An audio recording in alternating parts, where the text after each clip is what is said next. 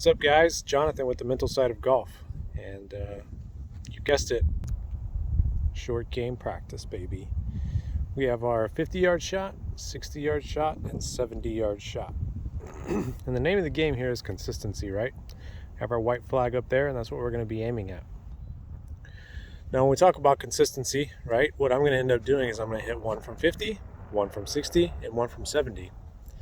I could sit there and try and hit all 10 or 12 of those balls from 50, but that's only going to show me my distances. I have a pretty good idea of what my distances are. If you don't know what your distances are, I recommend going ahead and hitting maybe a half a bucket or a full bucket of balls from 50, 60, and 70, just to figure out which club and your distance and how much pressure you need to use, etc.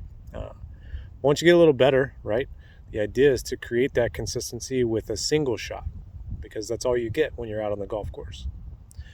So creating that single shot mentality, what you want to do is you want to go through your pre-shot routine every single time.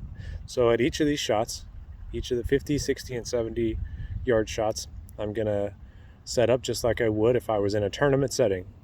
I'm going to pretend that this shot is going to go in, and I'm going to try my best to make it every single time. I'm going to stand behind the ball, going to get my intermediate target. I'm going to take my practice swing. I'm going to get a feel for the shot that I want to hit.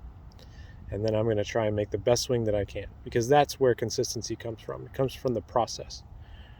Ultimately, I want to make it as close as I can, but I can't control what's going to happen once I hit the ball. Once it leaves the club, I can't control what the wind is going to do. I can't control what it's going to do when it hits the ground. And so if I start thinking about that stuff, I've already lost. So when you're out there practicing today, or if you're playing today, stick to the process, stick to the fundamentals, and you will eventually get better.